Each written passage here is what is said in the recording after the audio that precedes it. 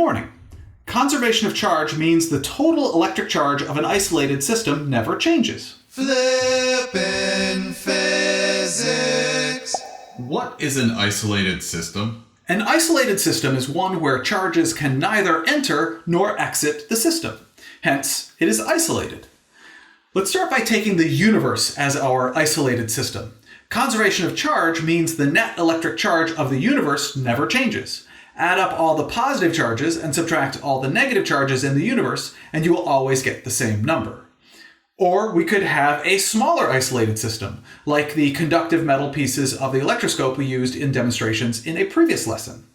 The conductive metal pieces of this electroscope are electrically isolated from the rest of the universe by the rubber and glass insulators.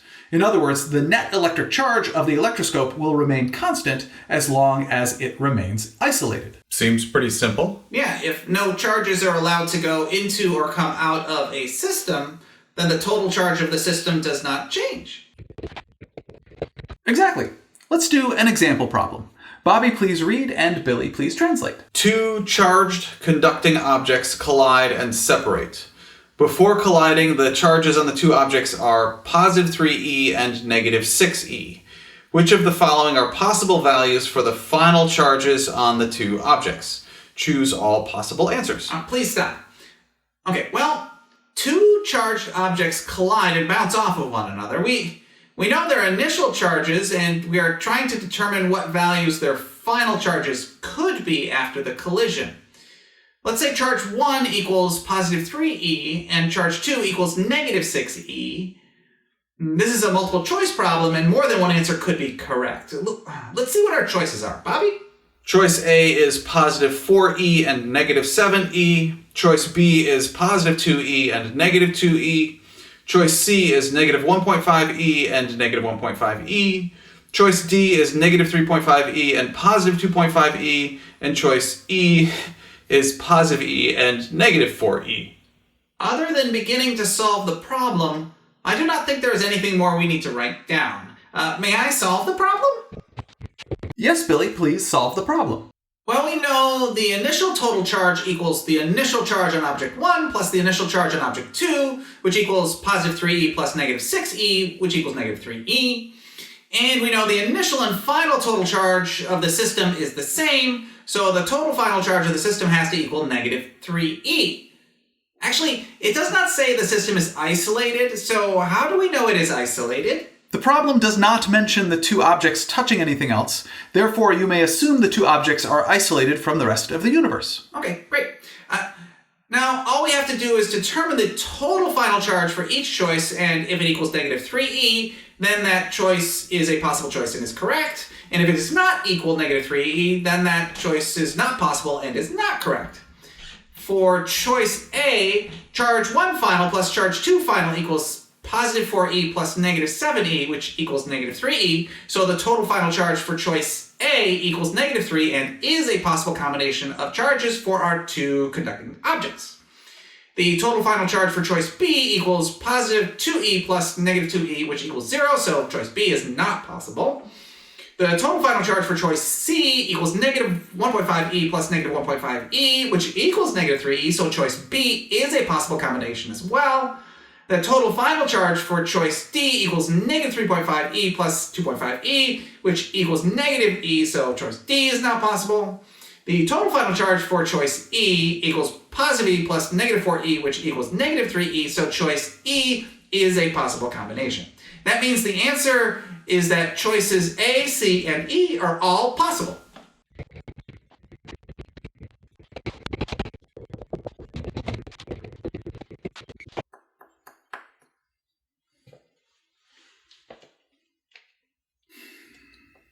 I do not like it when he does not say anything and just waits. That usually means we did something wrong. We did something wrong? I think you mean you did something wrong. No, I mean we. Actually, Billy is right. It is our job to pay attention and make sure nobody makes mistakes. So yes, we must have made a mistake. I will fully admit that I do not always do a great job at it, but however, that is what we are supposed to be doing. Thank you, Bo. Yeah, you are right. But what is our mistake? What is E?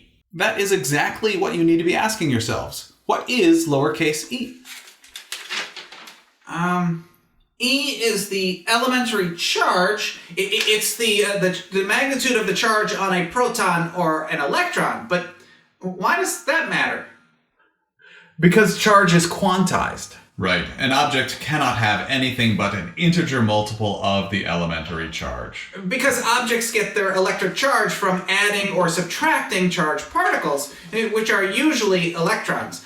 For example, half an electron is not possible. That means neither C nor D could be correct because they both have non-integer multiples of the elementary charge. Only A and E are possible. Choice C is not possible. Yes, and please recognize that if, all along, you had been saying elementary charge instead of E, there would have been a much higher chance you would have noticed your mistake. This is an example of why I always ask you to say what the symbols mean rather than just the letter names, because the letters represent something in the physics world we live in. Please, say the words, not just the letters. Let's do another example problem. Bo, please read, and Bobby, please translate. Two identical conducting spheres are held using insulating gloves a distance x apart. Initially, the charges on each sphere are positive 3.0 NC. Oh, that's nanocoulombs. Yeah. Positive 3.0 nanocoulombs and positive 6.0 nanocoulombs. Stop. Initial distance equals x. Charge 1 initial equals positive 3.0 nanocoulombs, and charge 2 initial equals positive 6.0 nanocoulombs. Well, The two spheres are touched together and returned to the same distance x apart. You may assume x is the distance between their centers of charge. Part A, what is the final charge on each sphere? Part B, is the final electric force between the two spheres increased, decreased, or the same when compared to the initial electric force? final distance equals x. Part A, charge final for each sphere equals question mark. Part B, write final electric force question mark initial electric force. Actually, both distances are the value of r in the electric force equation, the distance between centers of charge. So add r initial equals r final equals x instead of what I said about distance before. Bo, this problem is yours. We know that two spheres form an isolated system because the insulating gloves prevent charges from entering or leaving the two-sphere system. Therefore, the total final charge equals the total initial charge, which equals charge 1 initial plus charge 2 initial, or positive 3 nanocoulombs plus positive 6 nanocoulombs, or positive 9 nanocoulombs. And I don't know from there. You may not be aware of this, however, because the two conducting spheres are identical, after touching, the excess charges will be evenly distributed between the two spheres. Yeah, that is useful information. Now that we know that, we know charge 1 final equals charge 2 final, and we can just call them charge final. Therefore, the total charge final equals 2 times charge final, and the final charge on both spheres equals the total final charge divided by 2, or 4.5 nanocoulombs. So both charges end with 4.5 nanocoulombs of charge. That cannot be correct. Why not? We just went through how the charge has to be an integer multiple of the elementary charge, so it cannot be 4.5 nanocoulombs. Oh, and nanocoulombs is not the elementary charge. The elementary charge is 1.6 times 10 to the negative 19 coulombs. This is totally different than the previous example. Before we had only like 3 or 4 or 6 excess charge carriers. With 4.5 nanocoulombs, we have a lot more than that.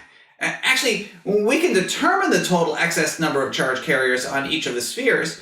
The charge quantization equation for our final charge is charge final equals the number of excess charge carriers final times the elementary charge. That means the final number of excess charge carriers equals charge final divided by the elementary charge, which equals 4.5 nanocoulombs divided by... Actually, we need the charge in coulombs. Nano means times 10 to the negative 9th. Thanks. So 4.5 times 10 to the negative 9th coulombs divided by 1.60 times 10 to the negative 19th coulombs per charge carrier, and that equals 2.8125 times 10 to the 10th, or 2.8 times 10 to the 10th excess charge carriers with two significant digits. Okay, so that means because the excess charge is positive, those excess charge carriers are protons. In other words, each of the spheres has 28 billion more protons than electrons on it. 2.8 billion is a lot. They're small. That is correct. Each sphere has 28 billion more protons than electrons. But realize each sphere has a whole heck of a lot more total protons and electrons. It is just that each sphere has 28 billion fewer electrons than protons. Bobby, could you please do part B? Part B is where we compare the electric force after contact to the electric force before contact between the two spheres. Let's start with the equation for the electric force. It equals the Coulomb constant times charge 1 times charge 2 divided by the square of r, the distance between the centers of charge of the two charges. For the initial electric force, we can add a subscript for initial to all of the variables except the Coulomb constant. So the initial electric force equals the Coulomb constant times 3 times 10 to the negative 9th times 6 times 10 to the negative 9th, all divided by x squared, because x is both the initial and final distance between the centers of charge for the two charges. That means the initial electric force equals... I think we need to substitute 8.99 times 10 to the 9th newtons times meters squared over coulomb squared for the Coulomb constant. Actually, we do not have a value for x, and we are just determining which electric force is larger, initial or final, so we do not need to substitute that in. Okay. The initial electric force equals 1.8 times 10 to the negative 17 times the Coulomb constant over x squared. We can also do the same thing for the final electric force, only we substitute in 4.5 times 10 to the negative 9th for both charges. And the distance between the centers of charge is, again, x. And we get 2.025, or 2.0 times 10 to the negative 17 times the Coulomb constant over x squared with two sig figs. Both numbers are to the power of 10 to the negative 17, so 2.0 is greater than 1.8, and therefore we know the final electric force is greater than the initial electric force. I feel like we could have just said 4.5 squared is greater than 3 times 6 and determined the answer. Really? You have to show your work. The solution is much more important than the answer. And I want to understand why, not just get an answer. Darn right. Okay. Yeah. That's what Mr. P told us to do. Yes, please always show your work and understand your solution. It is much better for your learning long term. I hope I have made that clear after all these lessons. Thank you very much for learning with me today. I enjoyed learning with you.